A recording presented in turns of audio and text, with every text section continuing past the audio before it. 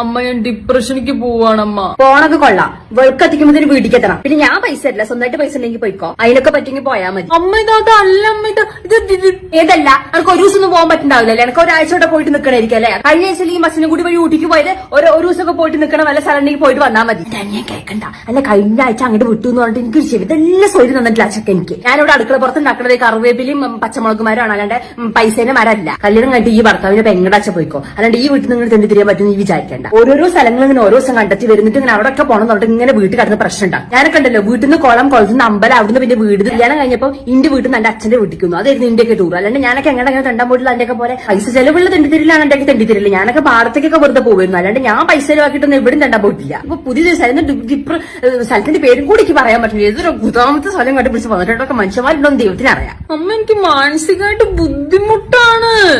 എന്ത് മാനസിക വിഷമം? മാനസിക വിഷമം ഉണ്ടാകുമ്പോൾ തെണ്ടാമോ? അതിന്റെ മാനസിക വിഷമം ഞാൻ